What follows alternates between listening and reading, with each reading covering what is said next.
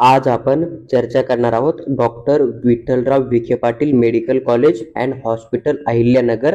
हे जे MBBS medical college आहे ना, सेमी गव्हर्नमेंट किंवा प्रायव्हेट वालं, तर इथं तुम्हाला कॅटेगरीनुसार MBBS कोर्ससाठी फर्स्ट इयरला किती फीस द्यावी लागेल 2025-26ला. जर आता जी चॉईस फिलिंग आहे इथून तुम्हाला अलॉटमेंट झालं हे कॉलेज, मग तुमची कोणतीही कॅटेगरी असो तर त्या कॅटेगरीनुसार तुम्हाला इथं किती अमाऊंट पेमेंट करणं आहे, तुम्हाला फर्स्ट इयर ते लास्ट इयर कोणती फीस देणं आहे, तुम्हाला हॉस्टेल मेसची फीस किती, समजा डीडी कोणत्या नावानं काढायचा आहे, ऑदर फीस किंवा डिपॉझिट तुमच्याकडून किती घेतलं जात आहे, याची सविस्तर माहिती या छोट्याशा व्हिडिओमध्ये मी शेअर करत आहे. आणि याच्या अगोदर 4 ते 5 कॉलेजचे मी व्हिडिओ अपलोड केलेले आहेत. तर तुम्ही चॅनलचं नाव आणि कॉलेजचं नाव टाकलं तुम्हाला व्हिडिओ 100% भेटून जाईल, किंवा आमच्या चॅनलच्या प्लेलिस्ट मध्ये पण तुम्हाला व्हिडिओ मिळून जातील. आता सर्वात अगोदर आपण चर्चा करणार आहोत की राज्यामध्ये हे जे सेमी गव्हर्नमेंट कॉलेज आहे ना, तर या कॉलेजमध्ये तुम्हाला सीट अलॉटमेंट झालं तुम्ही कॉलेज जॉईन करून बेटरमेंट करायचा विचार करताय, किंवा मग तुम्हाला फर्स्ट इयर पासून लास्ट इयर पर्यंत कंटिन्यू कॅटेगरीनुसार जी फीस पेमेंट करणे ना, ती फीस म्हणजे ट्युशन आणि डेव्हलपमेंट फीस. तर कोणत्या कॅटेगरीसाठी, मुलांसाठी किती, मुलींसाठी किती,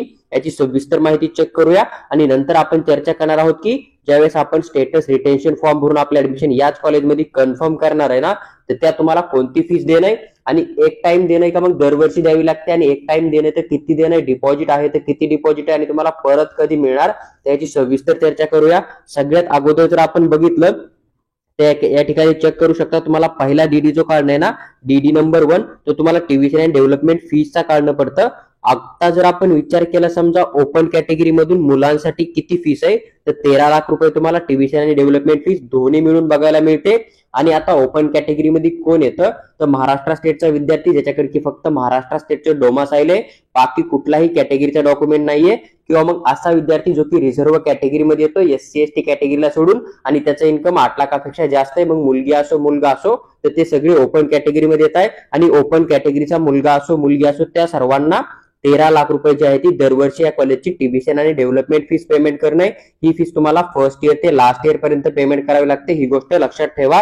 नंतर जर आपण EBC किंवा EWS चा विचार केला, जर मुलगा असेल तर तुम्हाला 50% फीस पेमेंट करावी लागेल, 7,32,315 रुपये एवढं तुम्हाला अमाऊंट देणं आहे.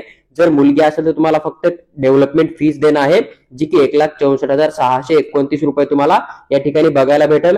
त्यानंतर आपण जर OBC किंवा SCBC कॅटेगरीचा विचार केला, मुलगा असेल तर 7,32,315 रुपये तुम्हाला देणं पडतील, आणि जर मुलगी असेल तर 1,64,629 एवढा अमाऊंट तुम्हाला या ठिकाणी सबमिट करणं आहे.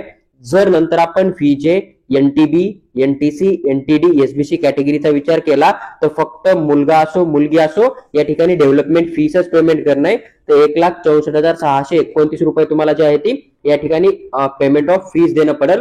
VJ, NTB, NTC, NTD category मधून किंवा SBC कॅटेगरी मधून मुलगा असो मुलगी असो तुम्हाला फक्त या ठिकाणी डेव्हलपमेंट फीस द्यावी लागते, जी की 1,64,629 रुपये आहे. SC आणि ST कॅटेगरीचा विचार केला तर ह्या दोन्ही फीस आपल्यासाठी नील असताय, म्हणजे झिरो असताय. तर SC आणि ST कॅटेगरीच्या मुलांना तर कुठल्याही प्रकारे फीस द्यायची नाहीये. फक्त जी काय ऍडमिशन फॉर्मची फीस राहते ना 1,500 रुपये, तीच तुम्हाला देणं आहे. बाकी second year, third year, last इयरला कुठल्याही प्रकारे कॉलेज फीस तुम्हाला पेमेंट करायची गरज नाही. नंतर जर तुम्ही NRI कोट्यासाठी विचार केला तर तुम्हाला एका वर्षाची जवळपास 65 लाख रुपये जे आहे त्या ठिकाणी फीस देणं आहे. जर आपण IQ कोट्यामधून विचार केला समजा, तर तुम्हाला जवळपास 39 लाख रुपये एका वर्षाची फीस या ठिकाणी पेमेंट करणं पडेल, ही गोष्ट लक्षात घ्या. त्यानंतर जर आपण समजा आता बाकीच्या फीस बघितल्या, ज्या की ऑदर फीस राहतील, ज्या की तुम्हाला एक वेळेस देणं पडतील, किंवा मग हॉस्टेल मेसची फीस त्या ठिकाणी आपण चेक करू शकतो.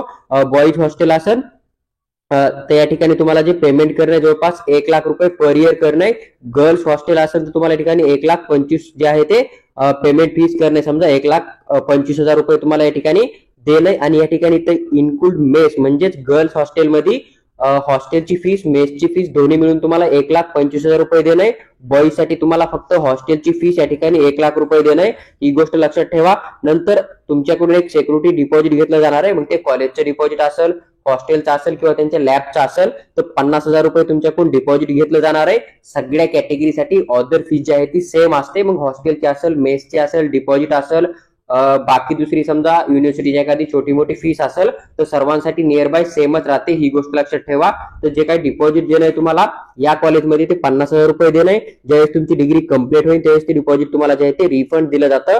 ही गोष्ट लक्षात ठेवा. नंतर इथं युनिव्हर्सिटीचे एक रजिस्ट्रेशन फीस देणं आहे. आता आपण जर बाकीच्या कॉलेजचं जर फी स्ट्रक्चर चेक केलं ना, तर युनिव्हर्सिटीची जी रजिस्ट्रेशन फीस राहते ना, तर ती वेगळी राहते. रिझर्व्ह कॅटेगरीला मला वाटतं काहीतरी 3,000च्या आसपास राहते आणि जनरल कॅटेगरी मधून ती फीस 10,000च्या आसपास राहते.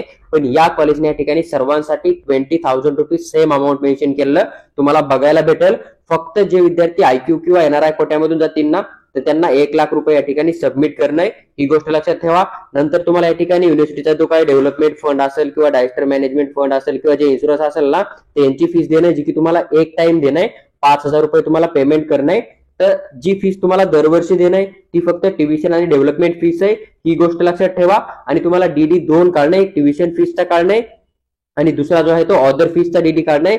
ही गोष्ट लक्षात ठेवा. आता तुम्ही जर याला रीड केलं ना, त्यांनी या ठिकाणी डीडीचं नाव मेन्शन दिलंय की तुम्हाला जो डीडी काढणं आहे ना, in favour of the principal PD PVPF medical college payable at Ahilyanagar या नावानं तुम्हाला डीडी काढून या ठिकाणी सबमिट करणं आहे. फर्स्ट डीडी काढणं आहे तुम्हाला ट्युशन फीस साठी आणि सेकंड डीडी काढणं तुम्हाला हॉस्टेल मेस सिक्युरिटी डिपॉझिट असेल, रजिस्ट्रेशन किंवा मग जे काही ऑदर चार्जेस आहे, इन्शुरन्स फीस, ते सर्व तुम्हाला या ठिकाणी सेकंड डीडी मध्ये ऍड करणं आहे. आणि त्याच्यानंतर यांनी मेन्शन केलंय की ज्यावेळेस तुम्ही रिटेन्शन फॉर्म फिल करताल ना, तर त्यावेळेस डिपॉझिट वगैरे ज्या बाकी फीस आहेत ना, ह्या फीस तुम्हाला पेमेंट करणं म्हणजे कंपल्सरी आहे. जोपर्यंत तुम्ही रिटेन्शन फॉर्म भरत नाही तोपर्यंत तुम्ही फक्त ट्युशन आणि डेव्हलपमेंट फी जी आहे ना कॅटेगरीनुसार तेवढीच देऊन तुमची ऍडमिशन जॉईन करून तुम्ही सेकंड थर्ड राऊंडला बेटरमेंट करू शकता. पण एकदा का तुम्ही रिटेन्शन फॉर्म फिल केला तर बाकीच्या फीस मेन्शन आहेत ना, जे की तुमच्याकडून वन टाइम घेतल्या जाणार आहे किंवा हॉस्टेल मेसची फीस असेल ना, ते तुम्हाला पेमेंट करणं या ठिकाणी कंपल्सरी त्यांनी सांगितलंय.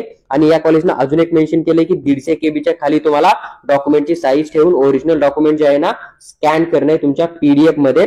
जेवढे काही डॉक्युमेंट यांनी या ब्राउचर मध्ये मेन्शन केले ते सगळे. आणि या कॉलेजचा अजून एक रूल आहे की तुम्ही जर कॉलेजमध्ये जाताय अँटी रॅगिंग वगैरे समजा जे काही बनवून देणार आहे ना त्यांना, जर तुम्ही रॅगिंग वगैरे घेतली तुम्हाला 25,000ची जे आहे ते पेनल्टी पण लागू होते. ते ब्राउचर मी माझ्या टेलिग्राम ग्रुपमध्ये शेअर करेल. तर बाकीच्या ज्या काही छोट्या मोठ्या गोष्टी त्या तुम्ही स्वतः एक वेळेस रीड करून घेऊ शकता, जेणेकरून की त्या गोष्टीबद्दल पण तुमचा डाऊट जो आहे तो 100% क्लिअर होऊन जाईल. ते जवळपास 5व्या नंबरचं कॉलेज होतं, doctor Vitthalrao Vikhe Patil medical college अहिल्यानगरचं. त्याचं कॅटेगरी वाईज फी स्ट्रक्चर जे होतं ना, त्याची सविस्तर माहिती मी तुमच्याबरोबर शेअर केली आहे. व्हिडिओ आवडला असेल तर लाईक करा आणि चॅनलला सबस्क्राईब करून आमच्यासोबत जोडून राहा, जेणेकरून की चॉईस फिलिंग एंड व्हायच्या अगोदर म्हणजे 10 तारखेपर्यंत बाकीचे जेवढे कॉलेज बाकी आहेत राज्यातले सेमी गव्हर्नमेंट वाले ना, तर त्या सर्व कॉलेजचं फी स्ट्रक्चर कॅटेगरी वाईज आम्ही या छोट्याशा चॅनलवर तुमच्याबरोबर नक्की शेअर करू. त्याचबरोबर जर तुम्हाला पेड काउन्सिलिंग किंवा पर्सनल गाईडची रिक्वायरमेंट असेल तर तुम्ही आम्हाला व्हॉट्सअपवर मेसेज टाका, आम्ही तुम्हाला तिथे त्याच्याबद्दल सविस्तर माहिती नक्की शेअर करू.